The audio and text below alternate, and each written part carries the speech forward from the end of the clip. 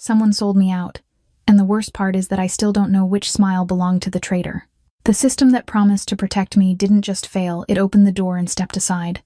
I learned that lesson the hard way, the kind that changes the way you breathe in a quiet room. It comes back in shards when I least expect it. A safe house that smelled like bleach and cheap carpet. A phone that stayed too quiet for too long. A knock at the wrong time, too confident, too familiar, and the sudden understanding that the people who knew my address weren't supposed to exist. I remember a handler's voice in my ear, soothing and firm, telling me to stay calm. Then the line went dead, like someone had simply decided my life was inconvenient. Now, I live on the edge of a different kind of silence. The Harborlight Café sits at the end of a slushy street in Port Haven, Maine, its windows glowing like a little lie against the blizzard. Outside, the wind throws snow at the glass in hard, angry sheets. It's the kind of storm that erases roads and makes even brave people stay home.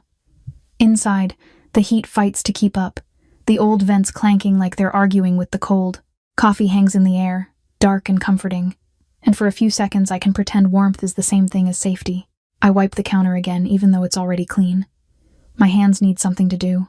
My eyes don't. They keep drifting to the front door, then the side window, then back to the door like it might change while I'm not looking. The sign outside flickers, a little blue and gold promise that feels fragile tonight. The bell above the door is still. No customers, no laughter, just the hum of the fridge, the whisper of the heater, and the storm trying to get in. I check the lock. Then I check it again, like the metal might apologize and become more trustworthy the second time. In the back office, Noah is asleep on the small couch, curled under my thickest hoodie and a blanket that smells like laundry soap. He's 6, and he believes in simple things: pancakes on Saturdays, cartoons in the morning, and the idea that when Mom says, "We're safe," it's a fact, not a prayer. I leave the office door cracked just enough to hear him breathe. That sound is my anchor and my alarm. I keep a mug of water on the desk in case he wakes. I keep the light low. I keep my footsteps soft. I tell myself I stayed open because someone might need shelter. That's the story I can say out loud. The truth is messier. The truth is that closed doors make me feel trapped, and open doors make me feel hunted, and I'm still trying to find a version of life that doesn't feel like either. The wind slams something outside, maybe a trash can, maybe a branch, and my heart jumps like it's been trained. I hate that. I hate how my body remembers before my mind can catch up. Then, through the swirl of white beyond the window, headlights cut across the street, slow, deliberate, close enough to paint the snow in a moving beam. Tires crunch, an engine idles, low and heavy, like it belongs to someone who isn't lost. I stop breathing. I listen. I glance back toward the office, toward Noah, toward everything I can't afford to lose. The bell above the door trembles, and then the door handle turns. The handle turned, and for a split second I couldn't tell if I wanted the door to open or if I wanted to throw my whole body against it. The bell gave a thin, nervous jingle as the door finally cracked, and the blizzard shoved its way inside like it owned the place. Snow swirled across the entry mat. Cold air hit my face so hard my eyes watered. Then a figure stumbled through the gap, small, hunched, and dressed like someone who thought the weather would be polite. She nearly went down on the wet tile. My instincts screamed at me to stay back, to keep distance, to think of Noah sleeping 10 steps away behind a flimsy office door. But another part of me, the part that still believed I could be human without paying for it, moved first. I caught her elbow before she hit the floor. She felt like ice. Not dramatic ice. Real, dangerous cold that made my fingers sting through my sleeves. Her coat was too thin for this storm, her hands bare, her silver hair dusted with snow like someone had shaken her out of a snow globe. Her breath came in shallow puffs, and when she tried to steady herself, her legs trembled the way mine did after panic attacks. I eased the door shut with my foot and locked it automatically. The metal clicked louder than it should have been. Then I guided her toward the nearest booth, keeping my body between her and the back hallway without even thinking about it. I didn't like strangers.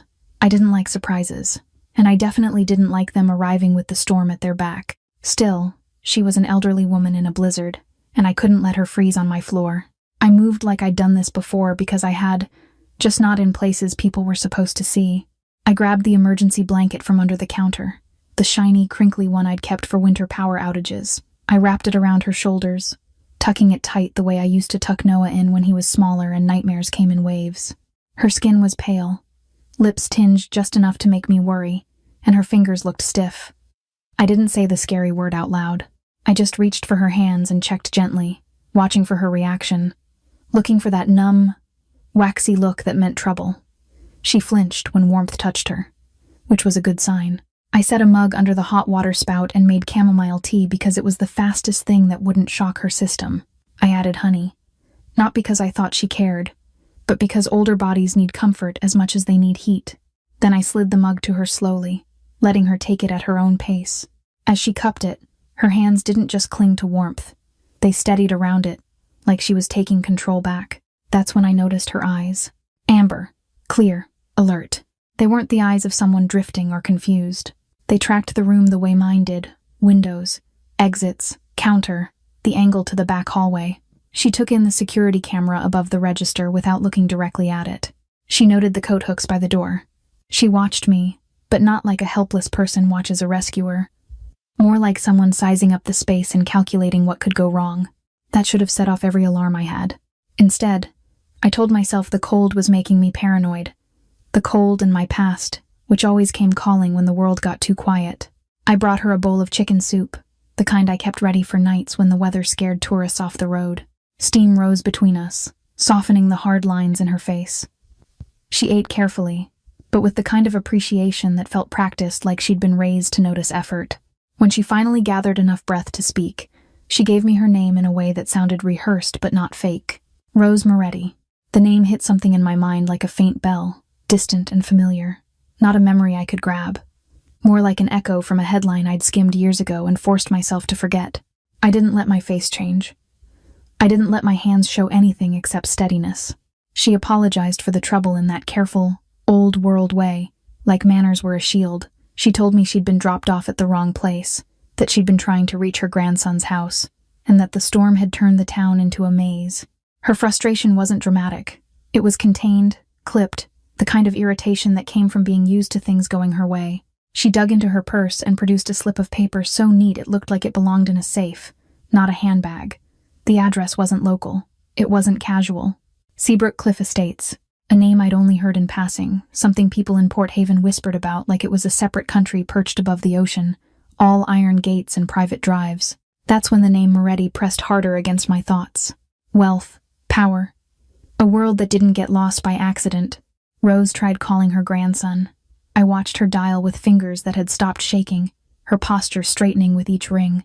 When it went to voicemail, the disappointment that crossed her face lasted half a second. Then she smoothed it away like she'd spent a lifetime learning not to show weakness. She tried again. Voicemail again. She left a message in a tone that sounded calm, but there was steel tucked underneath it. Not fear. Expectation. I kept glancing toward the back office door. I hated that she was here. I hated that I was thinking that. I hated that my first instinct wasn't sympathy but strategy. How quickly I could move Noah, if I had to. What I could grab. Which exit I'd take if someone followed her. And then I caught it again, her eyes scanning, her head tilting just slightly as if she was listening for something outside the storm. Not the wind, not the groan of the heater, something else. I told myself I was imagining patterns because my life had trained me to, but the combination sat heavy in my stomach. The name Moretti, the estate address, the controlled voicemail, the way she watched angles like a person who'd lived around danger. I offered her the back office couch, and I planned exactly how I'd keep her separated from Noah without making her feel like a threat. Kindness with boundaries. That was the only kind I could afford. She sipped her tea, eyes following me as I moved, and for a moment it felt like she'd found what she came for. That thought was so sharp it almost made me laugh. Then, through the frosted window, a new set of headlights cut the snow closer than the last, slower, deliberate. An engine note rolled low and steady, not strained like a lost driver's. My chest tightened, because suddenly Rose Moretti didn't feel like a woman who had wandered into my cafe. She felt like the reason someone powerful might be on their way to my door. The headlights didn't sweep past like a lost tourist's. They slowed, paused, then held steady in front of my windows like a decision had been made. Even through the whiteout, I could make out the shape of the vehicle, tall, dark, built to push through weather that would bully a normal car into turning around. The engine had a low, patient note, like it could idle there all night without getting tired. My mouth went dry. I wiped my palms on my apron even though I wasn't wearing one anymore. Habit, maybe, or nerves, trying to look busy. I checked the lock again. I didn't trust the thin strip of metal between me and whatever was outside. I angled myself so I could see the back hallway without looking like I was guarding it. Noah was still sleeping on that couch, and I had trained my body to do this dance, protect without announcing I was afraid. Rose sat in the booth, wrapped in foil blanket, her tea steaming. She looked smaller now that she'd warmed up, but her eyes stayed too awake. When she noticed my attention flick toward the window, she followed my gaze, not startled, not confused, almost expectant. The bell above the door gave a faint tremor as the wind shoved at it. Then the door opened anyway. Not because the storm won, but because someone pushed through it, like the storm was nothing. Cold air knifed into the cafe. Snow scattered across the entry mat. The bell rang, sharp and bright, and for a heartbeat everything in me tightened muscles, lungs, thoughts. He stepped inside and the room changed temperature without the heater touching a dial. Tall. Broad shoulders under a dark coat that looked expensive, even dusted with snow. His hair was wet at the edges, raven black, and the melting flakes clung to it like glitter that didn't belong. He didn't stomp snow off his boots or hesitate to adjust to the space. He scanned one clean sweep from windows to counter to booths to the back hallway, like he'd done it 1,000 times in places a lot less friendly than my cafe. When his eyes landed on Rose, something in his face shifted so quickly I almost missed it. Relief, maybe. Or the kind of contained fear people hide when they can't afford to show it. Then his gaze snapped to me. I've met powerful men before. Men who used their authority like a weapon and smiled while they did it. This man didn't need to smile. The power came off him in stillness, in certainty, in the way he stood like the world naturally made room. I didn't need Rose to tell me who he was. The name Moretti finally clicked. Not as a headline I could quote, but as a feeling my body recognized. Money, influence, a family that didn't lose control of anything unless they wanted to. He moved one step toward Rose, and my own instincts moved me 2 steps toward the back hallway, closing that invisible line again. I kept my face neutral. My hand drifted toward the underside of the counter where I kept a bat. Not because I thought I could swing my way out of this, but because it helped to feel something solid. The heater groaned, struggling against the new rush of cold. The cafe lights buzzed overhead like they were nervous too. He made it clear without raising his voice that he intended to see Rose immediately. It wasn't phrased like a request in his body language. It was simply how things happened around him, and I surprised even myself by refusing. Not loudly, not dramatically. Just a steady boundary set in place like a chair you can't move without making a scene. Rose had eaten, drank, and finally let her shoulders drop. Exhaustion wasn't weakness, but it was vulnerability, and she was older than my mother would have been if life had played fair. I could feel the clash in the air, his urgency, my stubbornness. My mind flashed to Noah's sleeping face, the tiny rise and fall of his chest. If this went wrong, there wouldn't be time to think. There would only be consequences. So I held my line because mothers don't get the luxury of hesitating. He stopped. For a moment, we just watched each other. His eyes were the same amber as Rose's, but harder, sharpened by years of getting what he wanted. I could almost hear him calculating how to move around me, how to end the argument without making it an argument, how to make the world bend. And then, like a crack of light through a sealed door, he did something I didn't expect. He didn't push past me. He took a slow breath, the kind people take when they're forcing themselves to choose control over instinct. His shoulders loosened a fraction. He glanced toward Rose again, saw the blanket wrapped tight, the color finally back in her cheeks, the way her head dipped as if sleep was pulling her under, and he conceded. Not fully, not comfortably, but enough. The message in his posture changed from demand to restraint, from immediate possession to careful access. He made it clear he'd accept a quiet look-in. Nothing more. No disturbance. My heart didn't slow, but something in me unclenched anyway. A sliver of respect slipped in where fear had been parked. Self-control like that didn't come from softness. It came from discipline. And discipline in a man like this was its own kind of danger.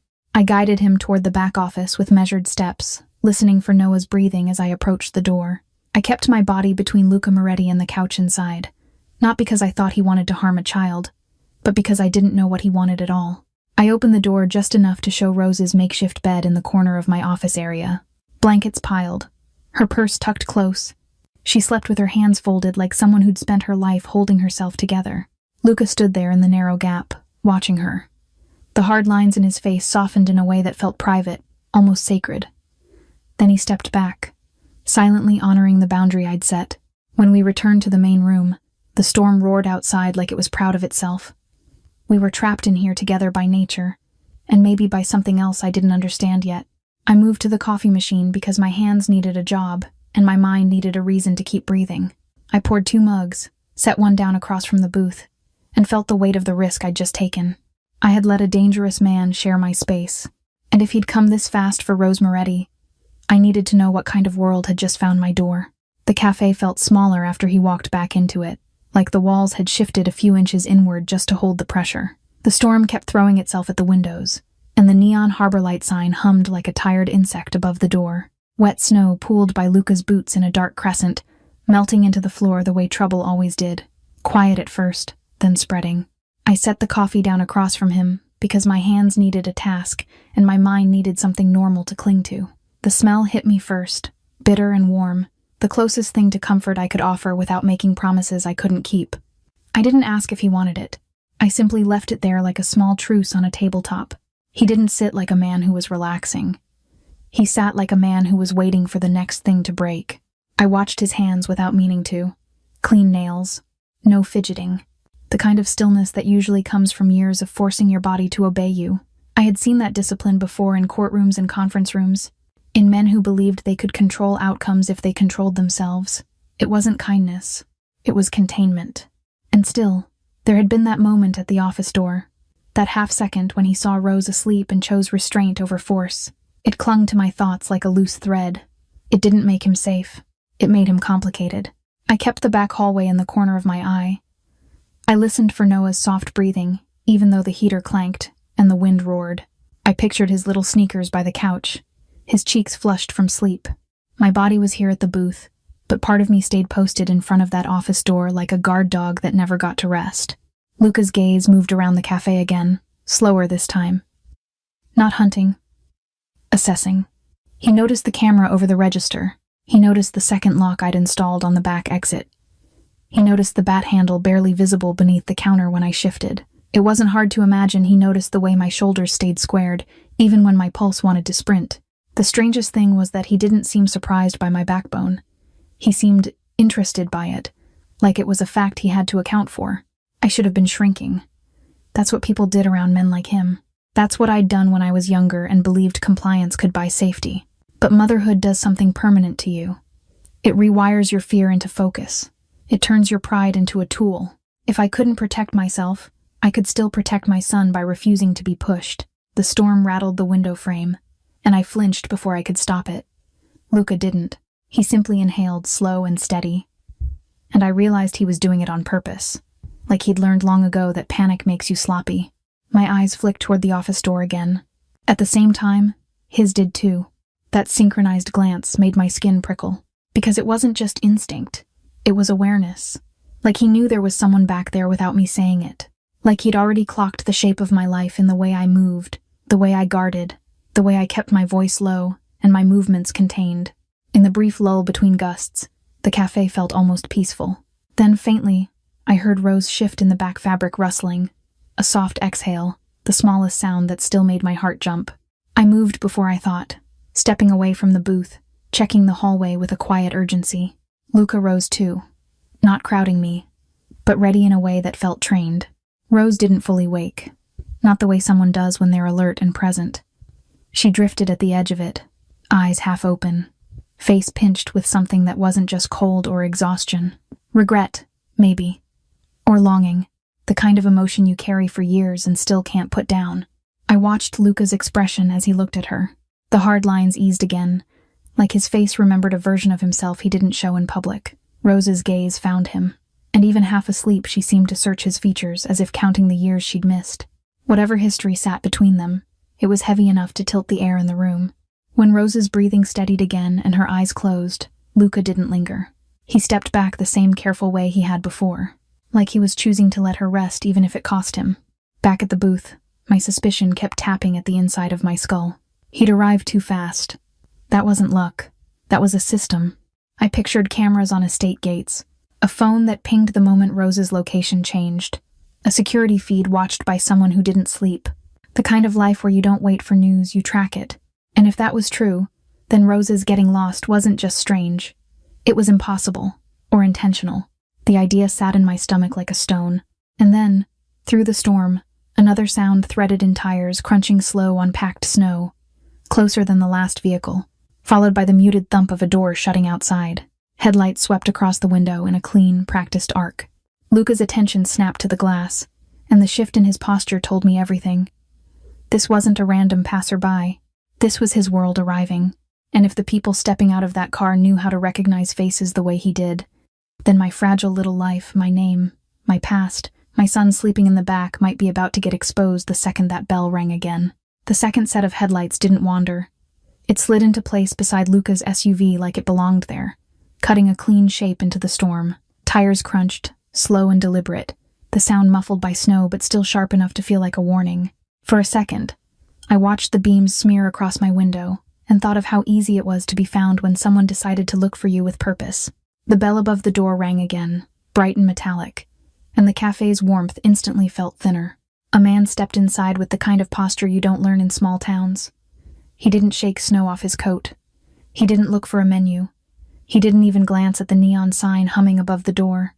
He scanned, and he did it like a checklist. Corners first, windows, reflections in the glass, the angle of the counter, the blind spots near the back hallway. His eyes moved in measured sweeps. Not curiosity, not panic. Assessment. The snow melting off his shoulders made a quiet dripping sound on the tile. And for some reason that detail stuck with me. Evidence of the outside world seeping in. Luca shifted the instant the man entered. Not dramatic, not aggressive. Just a small repositioning that put his body between the newcomer and me, between the newcomer and the hallway that led to Noah. It was the kind of movement that set hierarchy without needing words. The room obeyed it. Even the air seemed to. The man's gaze landed on Rose's booth first. Quick confirmation. Then it snapped to Luca, like reporting without speaking. And then, his eyes hit me. Not the way Luca looked at me, weighing and measuring. This was different. This was the kind of stare that catches on a detail and doesn't let go. A long second too long, like he'd seen me somewhere that mattered. My fingers went cold, not from the storm, but from memory. I felt my face try to stay neutral. I'd learned how to do that in federal buildings where cameras watched everything and mistakes got punished. But my body always betrayed me first tight shoulders, a heartbeat that turned into a drum, the instinct to step backward. My eyes flicked to the back office door handle in my peripheral vision. That door looked suddenly fragile. Noah was behind it, still asleep, unaware that the world had just gotten sharper. The man took another small step inside. His gaze didn't soften. It sharpened. And I knew it then. In the sick way you know a nightmare is real before you wake up. He recognized me. I wanted to tell myself it was impossible. I wanted to believe I'd done everything right, moved towns, changed my hair, learned a new name so completely it felt like the old one belonged to someone else. I wanted to believe that working behind a counter in Port Haven, Maine, was small enough to disappear inside. But the truth was, I had never really been invisible. I had been hidden. And there's a difference. My throat tightened as the past pushed in, not a long movie, just a few brutal frames. A courtroom, bright lights, my hands shaking so hard I had to grip the edge of the witness stand to stay upright. A man in a suit leaning close afterward, promising me safety in a voice designed to sound trustworthy. A new identity, a place no one could reach me. Then the safe house. The moment I realized the people who were supposed to protect me were the same people feeding my location to the wrong side. The night I heard footsteps outside a door that wasn't supposed to be found. The instant my handler's voice went from soothing to impatient, like I was a problem he needed to solve. I remembered the feeling of the phone line going dead, and then the decision that saved me and ruined me at the same time, disappearing before they could relocate me again. I'd built this life out of scraps and caution. The cafe, the routines, Noah's little backpack on the hook by the office door. I'd tried to make safe feel normal. Now, with Ethan Cross because my mind supplied his name the way a scar itches in bad weather, I felt that whole structure wobble. I didn't know him personally, not really. But I knew his type. The former task force energy. The clipped efficiency. The way he looked at a room like every object had a use and every person had a potential motive. The kind of man who carried his decisions in his shoulders and kept his emotions behind a locked door. His eyes stayed on me like he was matching my face to a file. I hated that my first emotion wasn't fear. It was anger. Anger at the system that had turned me into a file in the first place. Anger that I'd done the right thing, once told the truth, trusted the process, and the reward for that honesty had been years of running with a child on my hip and a constant knot in my stomach. Luca's presence beside me was steady, A wall I hadn't asked for but couldn't deny I needed. I could feel him reading the tension the same way I was, picking up on the way my breath changed, the way Ethan's attention didn't behave like a stranger's. I didn't give Luca an explanation in words. I couldn't. Not with Noah right there. Not with Rose half asleep in the office. Not with the storm making everything feel trapped. But inside, I admitted it with a bitter clarity. Megan Hale wasn't my first name. She was my last chance. I could almost hear the old version of myself pleading, the younger woman who believed in badges and paperwork and promises. I wanted to reach back through time and pull her away from that witness stand. Tell her to keep her mouth shut and her life intact. Tell her that courage can turn into a target if the wrong people are listening. Ethan's attention shifted briefly, like he was processing an incoming update. A phone vibration. Maybe. A silent message. Something that tightened the line of his jaw and changed his posture from assessment to urgency. And that was the moment the dread landed fully. Because recognition alone was bad. Recognition paired with urgency meant something else was already moving. My mind raced ahead in ugly logic. If Ethan could find me, others could. If he was here because of Rose, then Rose's presence had created a ripple. And if the wrong people had access to the same kind of information Ethan did, if someone inside the safe side had tipped the wrong side again, then my location wasn't just known. It was compromised. I looked toward the window and saw more light bleeding through the snow. Not just one set of headlights now. 2.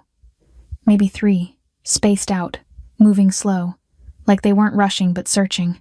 Deliberate. Like men who knew the storm would cover their approach. The cafe's warmth didn't feel comforting anymore. It felt like insulation around a trap. I heard the faintest crunch of tires outside, then another, and my stomach dropped as I realized the blizzard wasn't the biggest danger in Port Haven tonight. The biggest danger was the fact that I had been found again right here, with my son asleep 10 steps away, and the vehicles outside were moving like they expected to claim whatever was inside my walls. The headlights multiplied until the snow outside looked like it was lit from underneath. Not bright beams sweeping for parking spots steady, low arcs that paused at intersections and then crawled forward again. Slow enough to watch. Slow enough to feel intentional. Ethan's attention sharpened in a way I recognized from old federal hallways. His head angled slightly, as if he was listening to something I couldn't hear over the wind. Then his eyes flicked to the window, to the door, to the back hallway, mapping the cafe the way a person maps an escape route. I didn't need words to understand what his face was telling me. This wasn't one car. This was a pattern. I moved closer to the front window, but not enough to silhouette myself. Frost rimmed the glass, and the storm turned everything into blurry shadows. Still, I could make out shapes, vehicles easing down Main Street, stopping, then inching up again. Like hunters checking tree lines, like men who expected a hiding place. My body remembered danger before my brain caught up. My hands went numb. My hearing narrowed. The cafe sign flickered once, twice, as if even the electricity was afraid. Noah. The thought hit like a shove. I glanced toward the back office door and felt my stomach twist. If he woke and called for me, if he padded out in his socks like he sometimes did after a bad dream, the sound would cut through everything. It would be the smallest noise in the world and still the loudest. I forced myself to breathe. One slow inhale, one slow exhale. Survival mode didn't mean panic. It meant choices. Luca didn't speak, but the room shifted around him like he had. He moved into a position that blocked the door from a straight line of sight to the back hallway. Not dramatic, just efficient. He checked the front lock with a quick, practiced glance. He tilted his head toward Ethan once an almost invisible cue, and Ethan mirrored it by sliding to a spot where he could see the window without exposing himself. They were communicating in small motions, the kind you learn when you don't trust sound. I hated that part of me felt relief. I hated it even more because it was real. Rose stirred in the back office. I heard the rustle of the foil blanket, a soft, tired exhale. I moved toward the hallway immediately, quiet as I could, and Luca shifted with me, not crowding but tracking. In the office, Rose's eyes opened and focused faster than someone half frozen should be able to. The frailty she'd worn earlier wasn't gone, but her composure returned like a coat she knew how to put on in the dark. She looked past me, toward the front of the cafe, and something like recognition crossed her face. Not surprise, not confusion. More like confirmation. That chilled me more than the storm ever could. Ethan appeared at the office doorway without making a sound, and I felt the urge to protect Noah Spike again. I stepped between the doorway and the couch where my son slept, my body an instinctive barrier. I didn't look at Noah directly because I couldn't afford to. If I looked too long, I might break. Rose didn't fight being moved. She didn't argue like a lost grandmother who wanted comfort. She adjusted the blanket, planted her feet carefully, and let us guide her deeper into the back area where the cafe storage shelves and utility door created a second layer of concealment. The whole time, her eyes stayed sharp, tracking the space the way Luca's did. Outside, engines idled, tires crunched and stopped, then crunched again. The blizzard distorted sound, turning it into muffled thuds and distant vibrations. It was a prison and a shield at the same time. Low visibility, fewer witnesses, fewer options. A storm that could hide you, or hide the people coming for you. I returned to the front room with my heart hammering, and the cafe looked different now. The booths weren't cozy. They were obstacles. The counter wasn't a workplace. It was cover. Wet footprints near the door gleamed in the buzzing light, and the heater's groan sounded like it was struggling to keep up with more than cold. I watched the headlights through the frost-rimmed window and tried to interpret their movement the way I used to interpret courtroom moods. They were checking buildings, slowing near storefronts, pausing just long enough to see if anyone moved inside, then rolling on. Not drunk, not lost, not careless. Searching. I thought of my name on a file, my face in a database, Ethan's recognition landing like a punch. And then I thought of the fact that Luca had arrived too quickly, as if someone had been tracking Rose the entire time. This was bigger than my past. I could feel it. Rose stepped into the edge of the main room again, supported but steady, her breathing calmer now. She reached into her coat pocket with a deliberate motion, no trembling, no fumbling. And when her hand came out, a small object sat in her fingers like a match waiting to be struck. A USB drive. My stomach dropped with a sick certainty, because suddenly, the headlights outside made sense. They weren't just hunting me. They were hunting what Rose brought into my cafe on purpose. Rose's hand came out of her coat pocket like she was pulling a thread that could unravel the whole night.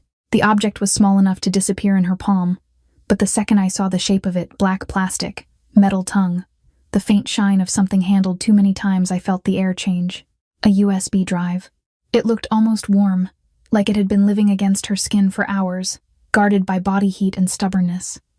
My fingers went numb anyway. I'd carried secrets before, but they'd been the kind you could hide in a glance or a changed name. This was different. This was evidence portable, concrete, and worth killing for in a world where truth was just another commodity. Outside, headlights smeared across the windows like ghostly searchlights. The storm muffled everything, but it couldn't muffle intent. I could feel men out there checking doors, checking windows, deciding who mattered. Rose held the drive with a steadiness that didn't match her earlier shivering. She looked older, yes, tired, yes, but not confused, not lost. The frail grandma version of her fell away inch by inch, replaced by someone who had lived long enough to learn that survival is sometimes just a series of calculated risks.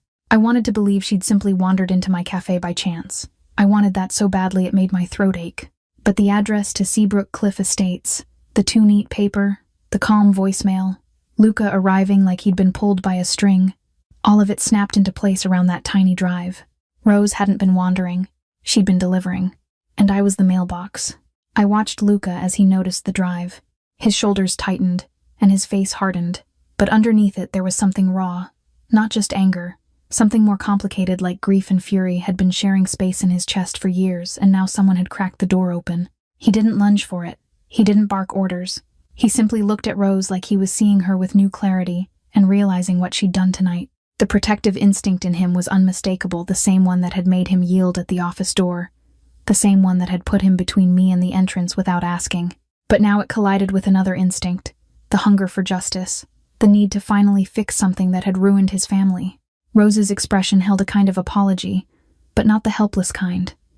More like a hard-earned regret, the kind that says, I wish there were another way, but there isn't. And then the story spilled into my understanding without anyone needing to spell it out. This drive wasn't about my face in a database. It wasn't even mainly about me. It was about a case that never died. A prosecutor murdered years ago. The kind of death that becomes a legend in the wrong circles and a cautionary tale in the right ones. Reports rewritten. Evidence misfiled. Witness statements lost. A frame-up that buried an innocent man under the weight of official paperwork so clean it looked like justice. Luca's father. The name wasn't something I knew, but the shape of the tragedy was familiar. I'd seen what institutions could do when they decided you were expendable. They didn't have to put hands on you. They could bury you with signatures and stamps and closed doors. Rose had been collecting the pieces, hadn't she? Quietly, patiently, waiting for the missing link. And when she found it, she didn't bring it to the police like a normal person would. She brought it here, through a blizzard, to a woman hiding behind a coffee pot and a fake name. To me. Because I wasn't just a single mom running a cafe. I was a former protected witness who had vanished. A person officially gone. A ghost with credibility. That thought made my stomach roll. It felt like being shoved back into a past I'd bled to escape. My mind flashed to the witness program, the promise of safety, the way I'd tried to do everything right. And now, standing in my own cafe, I realized why Rose had chosen me instead of a journalist, a politician, or even a clean cop. People like that could be bought, or intimidated, or quietly erased. But a missing witness who had refused to stay silent once? A woman who'd already lost everything and still kept walking? That was harder to dismiss, harder to corrupt, harder to discredit. My kindness hadn't been a random virtue tonight.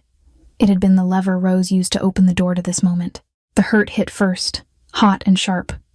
I felt used. I felt targeted.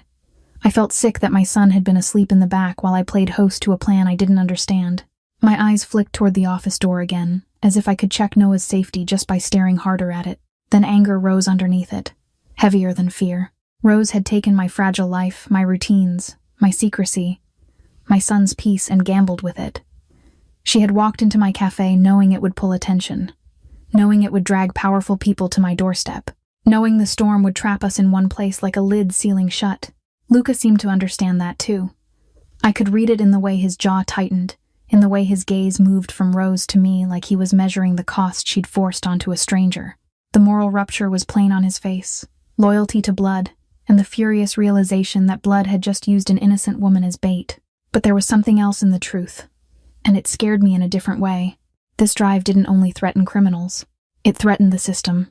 If it held proof of corrupted reports and a frame-up, it meant federal actors were involved, people with badges and offices and friends in high places. The danger wasn't just men outside in the snow. The danger was institutional, official, the kind you can't outrun by changing towns. The cafe clock ticked above the counter, loud in the quiet, marking seconds like footsteps. The stormlight made the windows glow a dull, icy blue. I could hear Noah breathe faintly from the back, a soft sound that kept me tethered to what mattered most. I stared at the USB drive, and the clearest thought I'd had all night landed like ice water down my spine. I wasn't rescued by coincidence. I was chosen. Rose hadn't stumbled into my life. She had engineered this night. My hand closed around the USB before I fully realized I'd reached for it. The plastic felt small, ridiculous, against the weight it carried. I held it anyway, because somehow it was already mine, my problem, my responsibility, and now the choice sharpened to a point. Do I grab Noah, slip out the back, and run again, disappearing into another new name, another town, another life built on fear? Or do I stand here, in the middle of a blizzard and a siege, holding the one piece of truth that could finally break the people who turned my life into a file and Luca's family into a cautionary tale? My fingers tightened around the drive, and all I could think was, if I run, I keep Noah alive tonight, but if I fight, I might protect his future. The USB bit into my palm as if it had teeth. It was ridiculous, this tiny piece of plastic and metal, yet it held the kind of truth that could ruin careers, destroy reputations, and get a single mom in a snowbound cafe killed for simply existing in the wrong place at the wrong time. I kept looking toward the back office door like my eyes could protect Noah. The wind rattled the Harborlight sign outside, and the cafe lights flickered once, as if the building itself was deciding whether it wanted to stay awake for what was coming. Through the frost-streaked windows, headlights continued to bloom and fade in the storm, drifting in a slow pattern that felt less like driving and more like searching. Luca's whole body was telling me to move. Not in words, in urgency. In the way his stance angled toward the back hallway, then toward the utility door, then toward the front again. He was building an exit plan with his feet. Ethan mirrored him, shifting positions, checking angles, turning the cafe into a map made of lines and blind spots. Rose stood near the office doorway, wrapped in blankets, suddenly sharper again, watching Luca with that heavy, regretful steadiness that made my stomach twist. Everything in me wanted to scoop Noah up, grab my keys, and slip out the back before the people outside decided to try the door. I could already picture the escape, the cold slap of air, the crunch of snow, my arms aching with Noah's weight, my breath turning into panic fog. I could already feel how fast my brain would start calculating the next town, the next name, the next lie I'd have to live inside. And then another part of me rose up, exhausted and furious. Running had taken my life from me one piece at a time. It had taken friends before they could become real. It had taken birthdays that weren't celebrations, just milestones of staying alive. It had taken the version of me who used to believe in the justice system, the version who worked close enough to the courts to understand how truth was supposed to move, sealed, logged, protected, presented.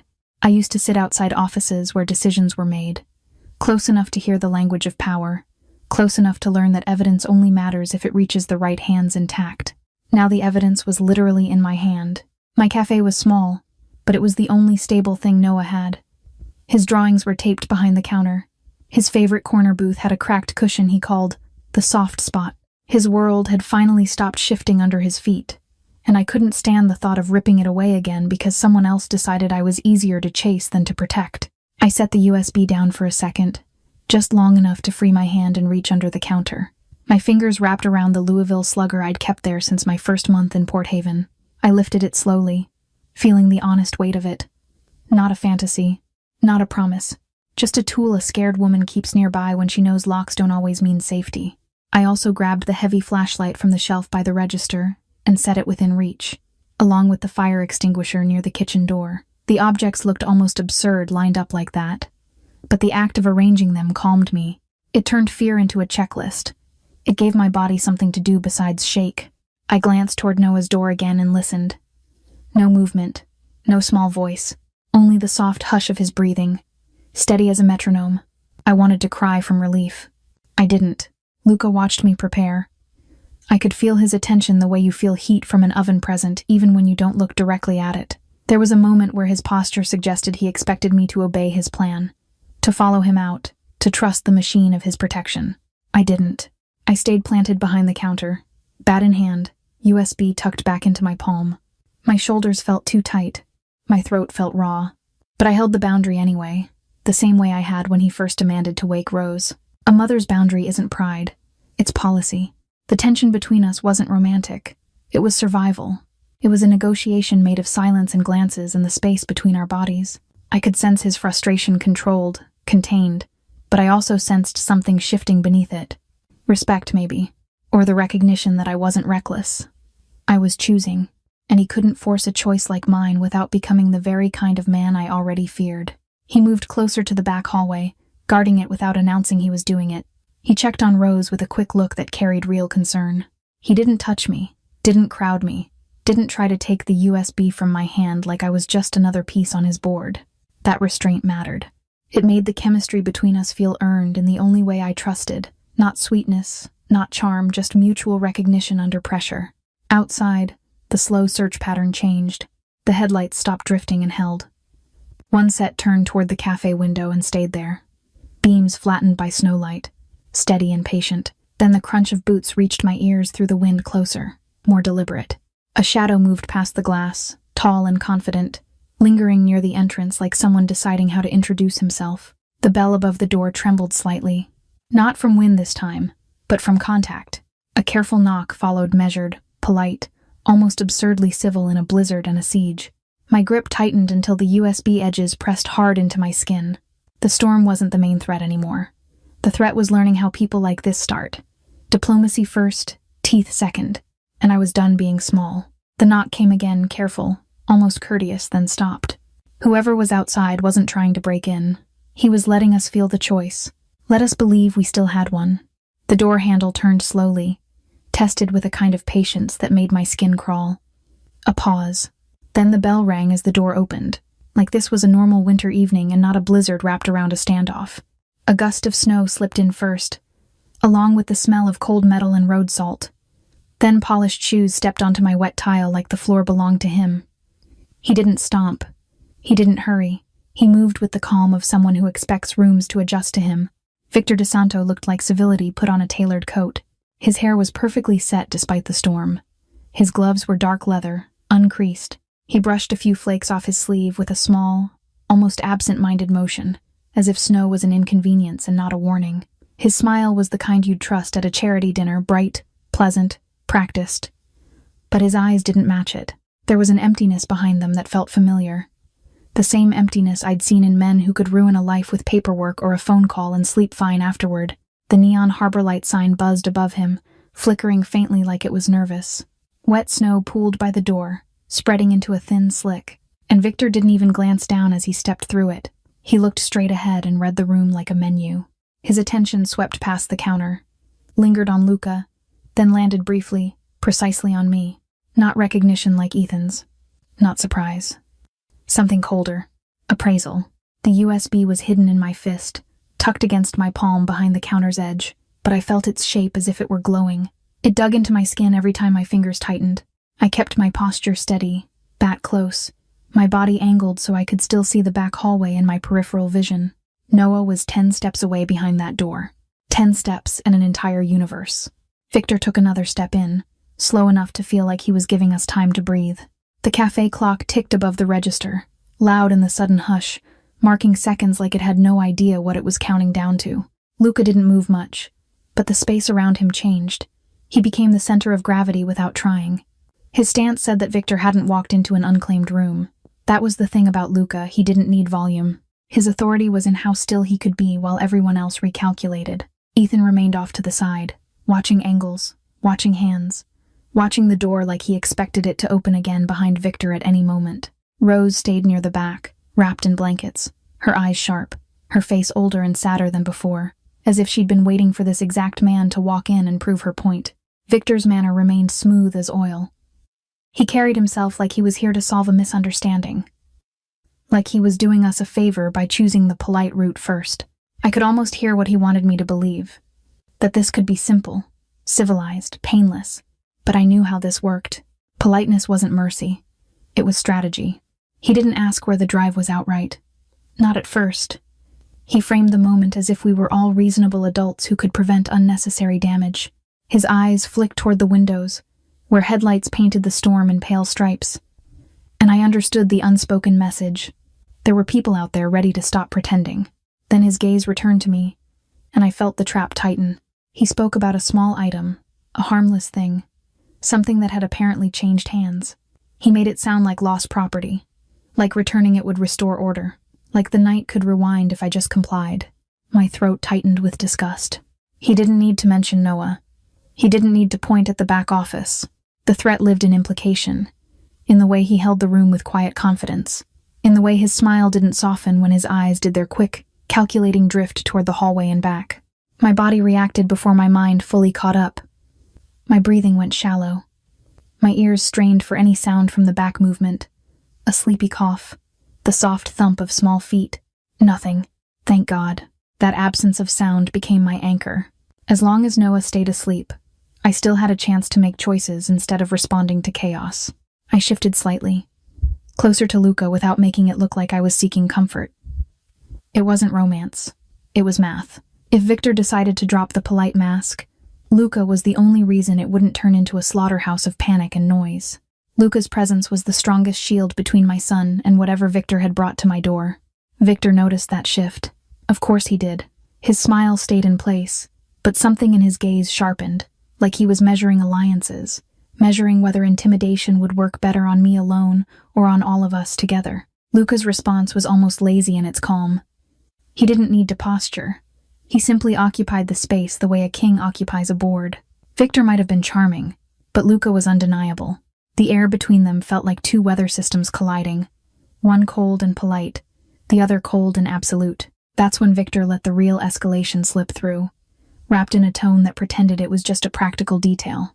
He implied that the hunt outside wasn't only coming from his side, that there were people with badges and official titles who wanted the same thing he did. The drive buried, the evidence erased, the story dead.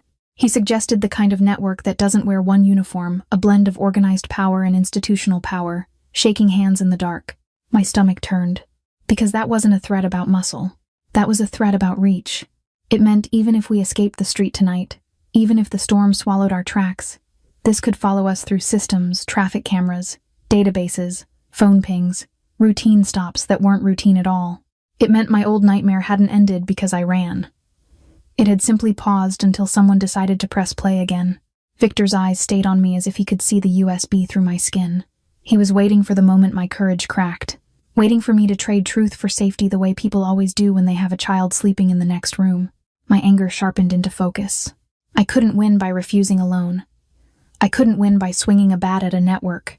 I couldn't even win by trusting that one dangerous man in my cafe would keep another dangerous man polite forever. I needed leverage. Victor couldn't smile his way around. And as I stood there with the USB digging into my palm, a plan began to form, not fully, not neatly, but enough to feel like a direction. I knew procedures. I knew how evidence had to be logged to become real. I knew the difference between a secret and a record. If this drive stayed a secret, Victor could bury it. If it became a record in the right hands, burying it would be harder, louder, riskier. The cafe clock kept ticking, steady and indifferent. Victor's politeness didn't waver, but I could feel the countdown in his patience. He was deciding whether the civilized approach had worked, whether the next step would be less friendly. I tightened my grip on the USB and told myself one cold truth. I didn't just need courage tonight. I needed to move the evidence into a channel the enemy couldn't quietly silence. And I needed to do it before Victor's smile disappeared. Victor's politeness didn't fool me anymore. It was just a softer glove over the same grip. The moment he let it slip that federal hands were involved, I understood something with a clarity that almost calmed me. Courage wasn't going to be enough. If the enemy could wear a suit and flash a badge, they could bury me in ways I'd never see coming. I forced my breathing to slow. In through my nose, out through my mouth. I'd learned years ago that panic makes you loud, and loud gets you found. The cafe clock kept ticking above the register, steady and rude. The neon buzzed, snow hissed against the windows like static, and somewhere behind the back office door, Noah's life stayed fragile and ordinary, balanced on whether I made the next decision smart or stupid.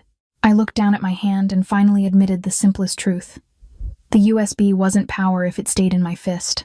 It was power only if it became a record handled correctly, logged, duplicated, placed into a chain of custody that couldn't be dismissed as criminal drama or family warfare. Chain of custody. The phrase came back like muscle memory. I'd spent enough time around courtrooms in my old life to know how evidence survives intimidation. Not by being hidden forever, by being documented, by being transferred through credible hands in a way that makes it dangerous to erase. If the drive stayed a secret, Victor could take it, destroy it, and smile while doing it. If the drive touched the right authority with the right documentation, then destroying it would require more than a quiet threat. It would require a scandal. And scandals make predators nervous. My mind pulled up a name I hadn't spoken out loud in years. Judge Mariah Kendall. I used to orbit her world, close enough to see how she moved, methodical, careful, unimpressed by theatrics. The kind of person who didn't need to raise her voice to break someone's career in half. If anyone could receive something like this and act without being swallowed by corruption, it would be someone like her. I shifted my weight behind the counter and tucked the USB somewhere Victor's eyes couldn't track. Not a dramatic hiding spot, just practical. I slid it into the zippered pouch I kept under the register for deposit slips, then pushed the pouch into the metal cash box beneath a stack of old menus. My fingers moved steadier than I felt.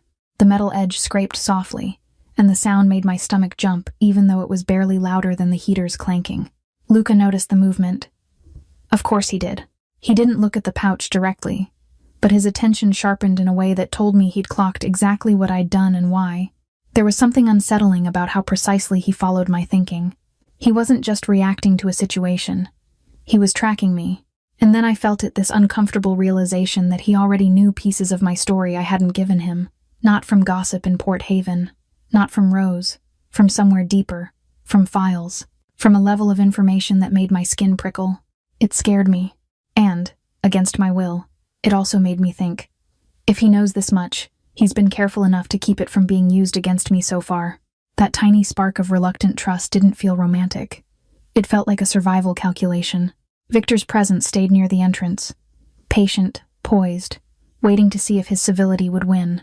Luca's calm weighed against it like a closing door. No shouting. No threats I could quote later. Just quiet dominance that told Victor he'd walked into contested territory. But Luca's body language carried another message too. One that hit me harder than any intimidation. He believed Victor would retreat only because retreat was useful. Not because Victor was persuaded. Because Victor had taken measurements and decided the next attempt would require a different tool. And Luca understood something else that I was only just catching up to. This wasn't a feud. This was a network. Criminal power braided with institutional power. If the drive went missing, they could blame it on rival families. If the drive surfaced publicly, they'd have to fight it on a stage they couldn't fully control. I heard a faint sound from the back Noah, shifting in his sleep, the softest rustle of fabric. My heart seized, then released when the sound stopped. It was the clearest reminder I'd get. I didn't have hours to plan. I had minutes, maybe seconds. That's when Ethan moved, and everything changed. He didn't announce anything. He simply took out his phone and angled it away from the windows. The screen dimmed low. The vibration against his palm was quiet, controlled. The look on his face wasn't hopeful or dramatic. It was grimly purposeful, like a man who'd been waiting for a moment that justified every choice that ruined his old career. And I understood what he was signaling without needing words. He had a path, a real one. Not a vague promise. Not a, "we'll try in the morning." A direct contact route to Judge Mariah Kendall, something secure enough to use tonight, in the middle of a blizzard, while men were circling outside. Major cases don't appear on a doorstep by accident. Ethan looked like someone who'd been praying for the right kind of case, clean enough to matter, ugly enough to expose rot. My throat tightened with cautious hope, the kind that feels dangerous to even touch. If Ethan could get Kendall on a secure line, if he could move the existence of this drive into her world with proper steps, timestamps, verification, instructions, then Victor's leverage shrank. Not gone, not safe, but smaller. Victor's smile remained, but I could feel the shift in him too, the subtle recalculation, like he'd sensed the room slipping out of his control. The negotiation window was closing. The storm kept screaming outside. The cafe clock kept ticking, and suddenly, the next move became unavoidable. I glanced toward Noah's door again, and my resolve hardened into something simple. We were leaving. Not because I was surrendering, because protecting my son and keeping the evidence alive were now the same mission. I tightened my grip on the bat one last time, then lowered it slowly as if putting it away was a decision, not a defeat. Luca's attention flicked toward the back hallway, already organizing an exit I hadn't wanted before but needed now. Ethan's phone stayed in his hand, his focus locked on that contact path like it was the only light in the storm. Victor could retreat, for now. I could practically feel the countdown in the air, and as I turned toward the back office to get my sleeping boy, I knew the truth. Relocating to Luca's estate wasn't optional anymore. It was the only way to keep Noah breathing quietly through the night and the only way to make sure this drive reached Judge Kendall before the network swallowed it whole. Victor's retreat didn't feel like relief. It felt like a lid set back on a boiling pot, temporary, purposeful, timed. The moment his polished shoes turned toward the door, my body understood what my mind had already decided. We had to move now, while polite was still the mask. Waiting would only give the network time to tighten. Everything shifted from words to logistics. Luca's team moved like they'd practiced this kind of exit 100 times, even in a place as small and ordinary as my cafe. No shouting, no chaos, just quick, silent cues. Ethan stayed half-turned away from the windows, phone low, screen dim, fingers moving with the careful speed of someone starting a chain he couldn't afford to break. I didn't need to hear him to know what he was initiating. He was building the evidence path while Luca built the people path, and I clung to that division like it was the only rational thing left in the storm. I grabbed my go bag from the hook behind the counter, the one I'd told myself was just responsible, even though it was really a confession that I never stopped being afraid. Inside, Noah's spare mittens, a snack pack, a small first aid pouch, my old court-issued ID I couldn't bring myself to throw away, and a phone charger wrapped with a rubber band. I slid my keys into the side pocket and checked my phone battery with a glance that felt like prayer. Then I retrieved the USB from the cash box and tucked it where it would stay warm and hidden inside the inner pocket of my coat, behind the lining seam I'd stitched myself months ago. The fabric pressed tight against it, and the weight settled against my ribs like a second heartbeat. My feet carried me down the short hallway to the back office. The heater clanked behind me, fighting a losing battle against the cold seeping through every crack. The wind made the building creak like an old ship. I paused at Noah's door, palm flat against the wood, listening. His breathing was soft and steady. I eased the door open and slipped inside. The little space smelled faintly of cocoa from the thermos I'd warmed earlier, and of Noah's shampoo. He was curled on the couch under my extra sweater, cheeks pink from sleep, one mitten half off like he'd tried to pull it free in a dream. For a second, the world narrowed until it was just him. Not evidence, not mafia, not corrupt feds, just my child, warm and alive. I lifted him slowly, careful with every movement, like silence was something I could hold in my hands. His head fell against my shoulder, heavy and trusting. He stirred, the tiniest frown forming, and I felt my throat tighten with that particular kind of terror. Only a parent knows the fear of waking a child into danger before they can understand why. I adjusted his mitten, sliding it back over his fingers so they wouldn't freeze. The fabric snagged briefly on his thumb, and the small sound of it made my heart jump. I kissed his hair once, quick, more for me than him, and then I carried him out. Rose waited near the hallway, bundled and steady now, her frailty balanced by a will that seemed to sharpen the more pressure closed in. Luca's men guided her with careful hands, not rough, not impatient. She moved slowly but not helplessly, eyes tracking the room like she was counting exits again. The bitter irony hit me hard. Her plan had pulled us into this, and my son's life was now part of the cost. Anger flared, hot and clean, but there wasn't time to unpack it. Ethan's phone vibrated once soft, controlled. He angled it away, shoulders tightening the way mine did when something finally connected. I caught a glimpse of the screen's glow reflected in the stainless steel coffee machine, and I understood. The legal route wasn't a theory anymore. He had a real line open, a real contact chain moving toward Judge Mariah Kendall. Tonight, not tomorrow, not after sunrise. Now. Outside, the blizzard swallowed sound and shaped light into hazy halos. Headlights smeared across the whiteout, diffused and ghostly. Luca's vehicle waited at an angle, positioned to block sightlines from the street. The snow hit my face like needles the moment the door opened, and Noah pressed closer into my coat, half asleep, seeking warmth without knowing why he suddenly needed it so badly. My boots crunched on packed snow. The noise felt enormous in my ears, even though the wind devoured it instantly. Luca moved beside me, not touching, not crowding, just there, a shield I hated needing and couldn't deny. His preparation was the only thing standing between my child and the people hunting what I'd hidden in my coat. We slipped into the vehicle's warmth, leather and wet wool and cold metal mixing into one sharp, unforgettable smell. The door shut, and for a heartbeat, it felt like the world held its breath with me. As the convoy pulled away, Harborlight Café vanished into the storm behind us, my little island of routine swallowed by spinning white. I watched the neon glow fade until it was just darkness and snow. Ahead, the road curved toward Seabrook Cliff Estates, a place Rose had written down like destiny perimeter cameras, controlled gates, a world built for people who assume danger exists and plan accordingly. Rose's eyes met mine in the dim interior light for a brief second. There was no triumph there, no cold satisfaction, just something heavy and strangely tender, like approval that I'd protected my son without breaking, like she saw me as more than a tool she'd moved into place. That look complicated everything, and as the tires hummed over snow and the storm closed around us, one certainty settled deep in my bones. The evidence was in motion now, which meant consequences would come fast by morning, at the latest. Dawn at Seabrook Cliff Estates didn't look like the clean, hopeful kind you see in postcards. It was brittle. Pale light laid itself over snowdrifts like a thin sheet, and the whole world felt stunned into silence after the violence of the night. I stood near a tall window in a hallway that smelled faintly of pine cleaner and expensive coffee, my fingers wrapped around a mug I hadn't earned. The warmth didn't sink in right away. My body was still stuck in that midnight setting where every sound meant danger. Even here behind cameras, gates, and men who moved like they owned the dark, I kept listening for an engine note that didn't belong. When I finally let myself blink slowly, the exhaustion hit like a tide. Not dramatic, just heavy. My shoulders ached from carrying Noah. My throat still felt tight from swallowing fear. And somewhere deep in my ribs, the USB's weight lingered even though it wasn't on me anymore.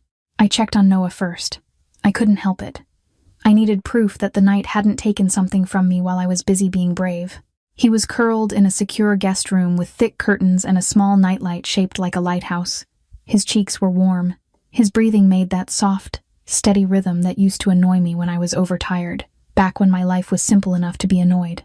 I stood there for a long moment, watching his chest rise and fall, letting gratitude wash through me so hard it almost hurt.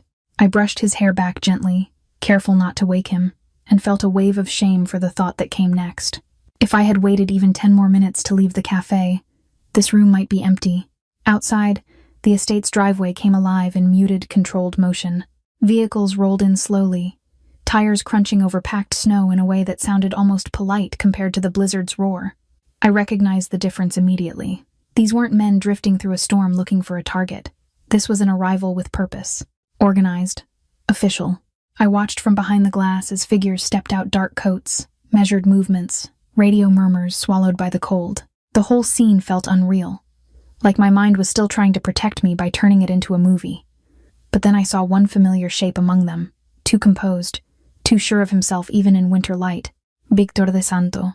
Even at a distance, I could feel that polished emptiness. The same kind of calm that tries to make you doubt your own fear. For a second my stomach tightened, expecting the night to restart, expecting his smile to return and the trap to snap shut again. Instead, I watched him get met at the edge of the drive by credible authority people who didn't flinch around Luca's perimeter. People who moved like they were there on law, not negotiation. Victor's posture shifted. Not much. Just enough that I understood the message. He was no longer the one setting the terms. It wasn't only him. 2 other men arrived in the same controlled custody faces I didn't know personally, but whose bearing screamed federal. Not local, not small town. The kind of people who used to terrify me because they could ruin your life while claiming they were saving it. Seeing them guided forward under supervision made my knees go weak in a way I didn't expect. I didn't cheer. I didn't feel triumphant. I felt stunned, because it meant the evidence had landed where it needed to land. It meant Ethan's quiet pipeline to Judge Mariah Kendall had worked. It meant chain of custody hadn't just been a fancy phrase I clung to in panic, it had been a door that opened. Truth, handled correctly, still moved. The realization came with relief so sharp it made my eyes burn.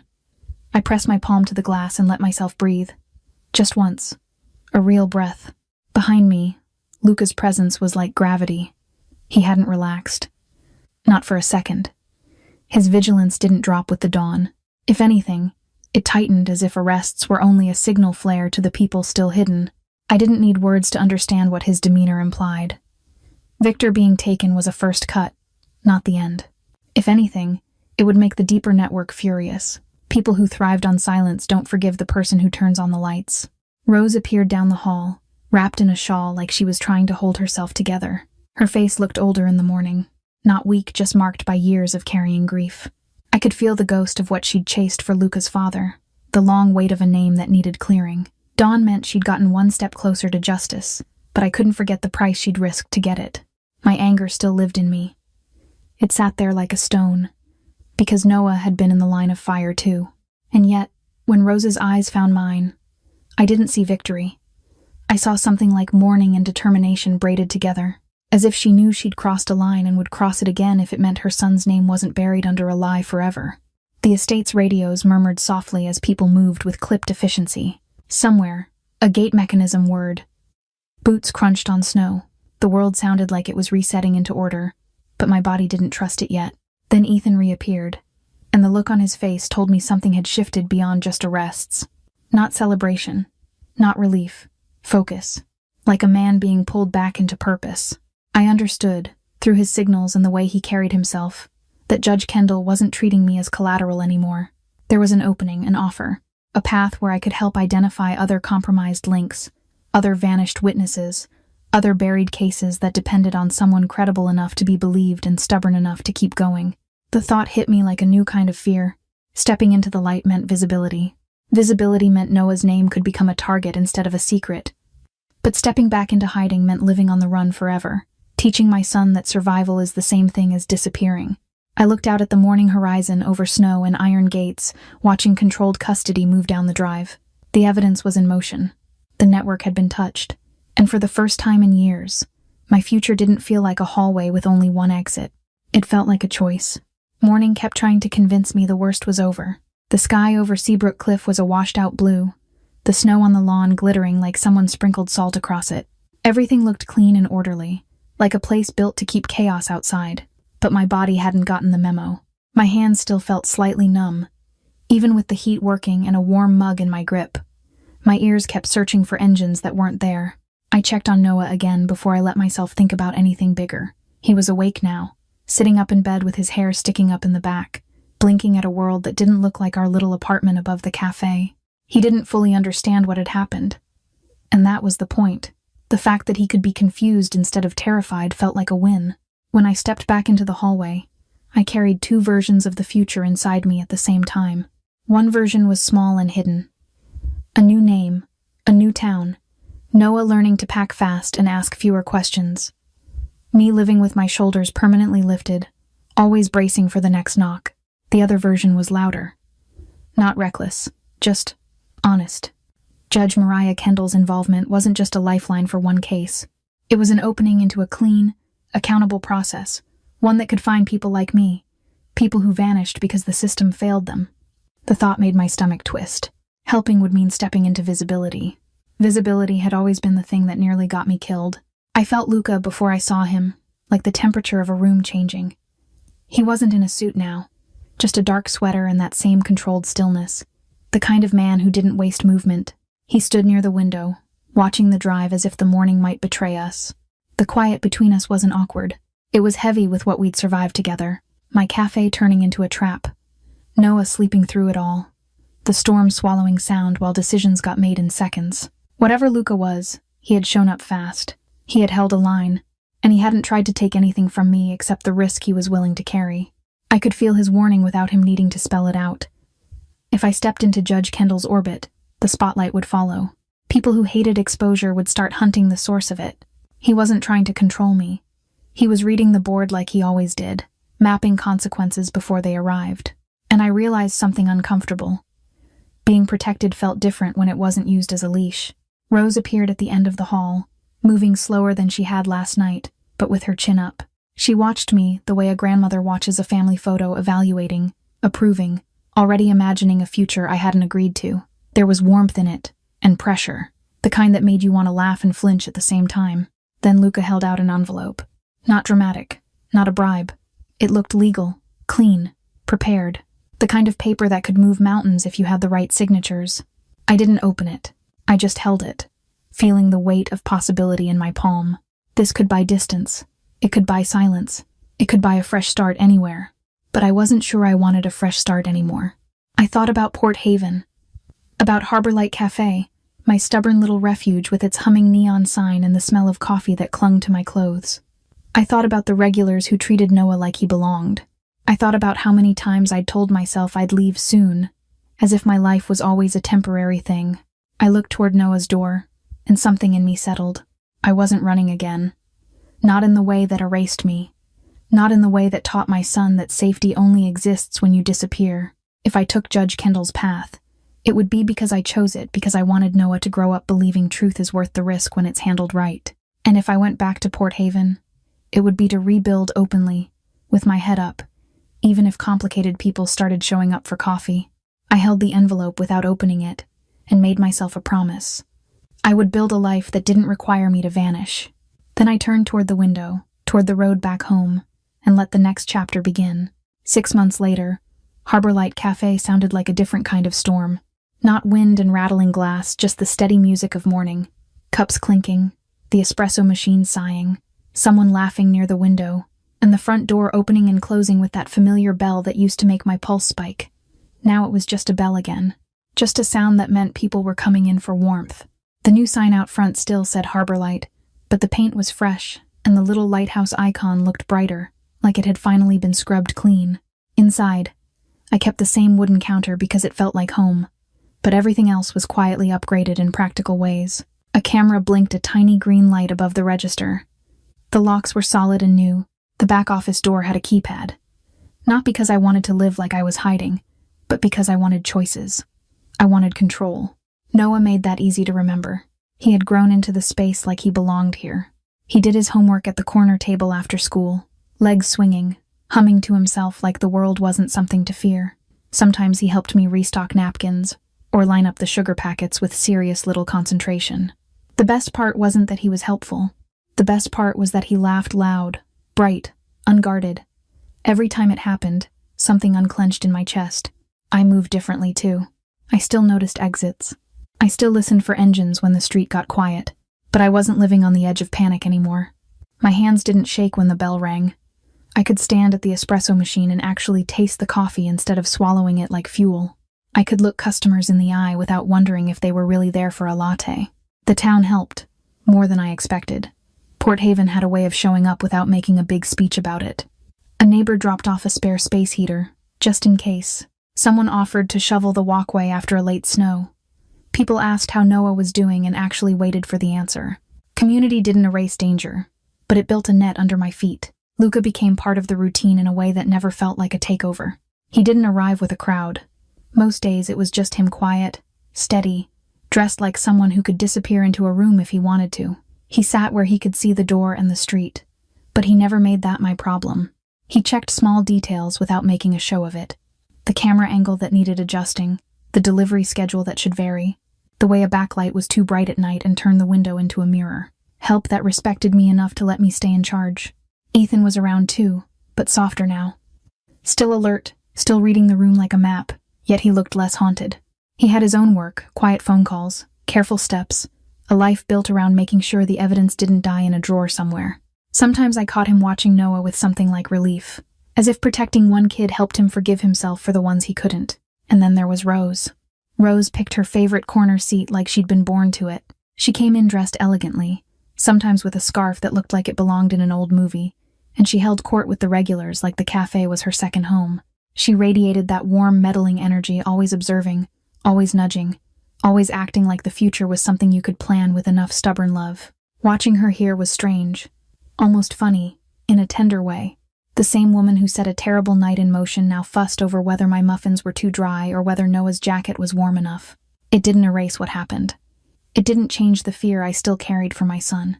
But it reminded me that people are complicated, and sometimes they try to make things right in imperfect, human ways.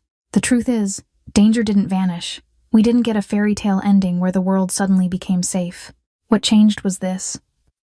I stopped relying on secrecy alone.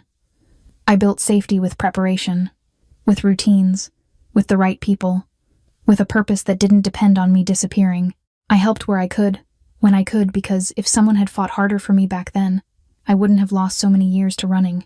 And that's what I learned, sitting behind this counter with coffee on my hands and Noah's laughter in the air. Kindness isn't weakness. Courage doesn't always look like winning a fight. Sometimes courage looks like staying, like rebuilding, like protecting your child while still choosing hope, even after everything tried to teach you the opposite. And if this story made you feel something, if it reminded you of a time you had to start over, tell me where you're watching from in the comments. Hit like if you want more stories like this, subscribe so you don't miss the next one, and share it with someone who could use a little hope today.